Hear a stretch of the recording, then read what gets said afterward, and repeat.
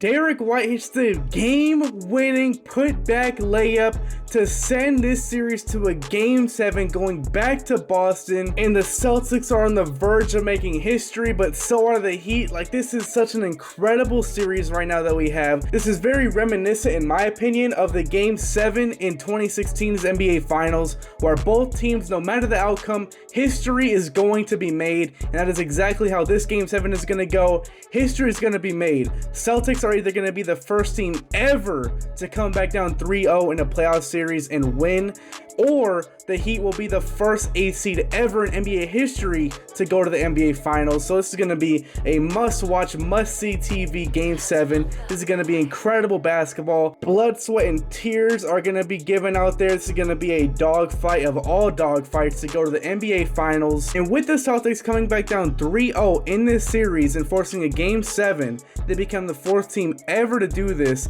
But the other teams that did do this and forced a Game 7 lost in those Game 7s. No team has ever actually won. The record for teams that are down 0-3 in a playoff series are 0 in 150. No team has ever won, and the Celtics can do that. But talking about this game specifically, Game 6, oh my gosh, Jason Tatum, what a first half he had. Dropped 25 points in the first half, 3 rebounds, 2 steals, 2 assists, 2 blocks. Shot 53% from the field, 100% from the free throw line. This is all in the first half. That man was dominant out there. The Heat just could not get anyone that can actually stay in front of him. They was just blowing past everybody, throwing lobs or finishing at the rim or something. But in that second half, he only scored 6 points, and a lot of those points were from the free throw line. I only think he had 1 field goal in the second half.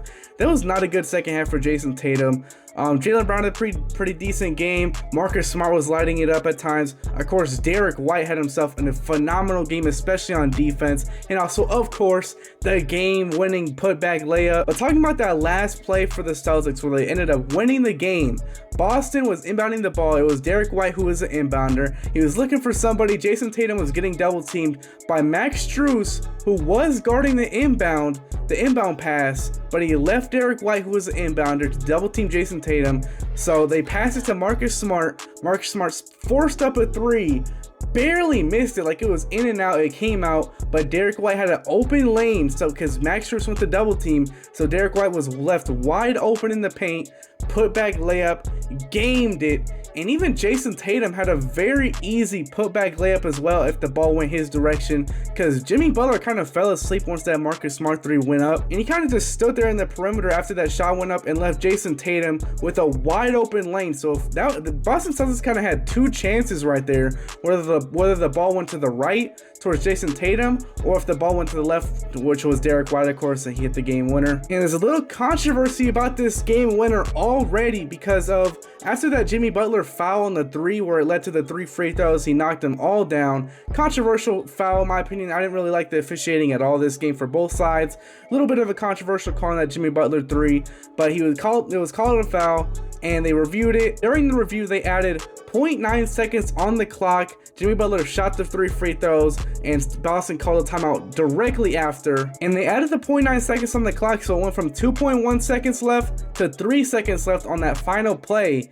And of course, looking back on the shot, those 0.0 seconds that they added mattered a ton. And when you look back at the footage, it doesn't really look like those 0.0 seconds that they added were really warranted. It did look like what they called, which was 2.1, maybe even 2.3, maybe at 0.2 seconds left. It kind of looked like they added a little bit too much time, but that's up for discussion in the comments if you want to talk about that. I just seen some people talking about it on Twitter, a little bit of a conspiracy theory on what were the refs doing in this game. I know a ton of people hated the refs, especially Heat fans during this game, but I'll admit it wasn't that good for both sides, but I do think a lot of it was favoring the Celtics this game. But at the end of the day, that last play should have never happened. Offensive rebounds were huge for the Boston Celtics. They were getting a ton of them, and Miami was letting up a ton. 12 offensive rebounds this game, leading to 16 second chance points for the Boston Celtics, and 6 other 12 offensive rebounds came in the 4th quarter. And of course, one of them led to the game winner. So offensive rebounds were huge for the Boston Celtics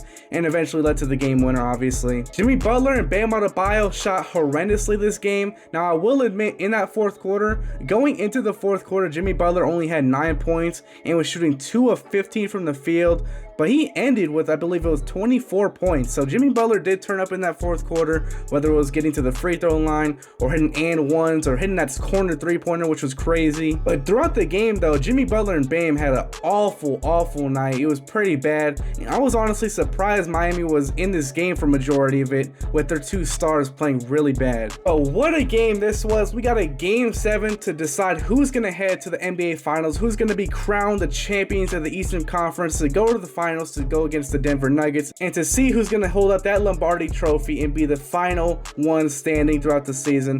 This is going to be a fun watch on Monday night. Going to be must-see TV. Cannot wait. But if you guys like this video, hit the like button down below, subscribe button, notification bell, so you can be notified as soon as I upload. And if you agree, disagree, or you're on the fence with what I'm saying, and if you just want to talk about this crazy game, what was your reaction to the rest? What was your reaction to the game winner? What was your reaction to just everything? Boston coming back down 3-0 or whatever. If you want to talk about it in the comments, go right ahead. I'll have a conversation with you. Be respectful, and I hope to see you guys in the next one. Peace out.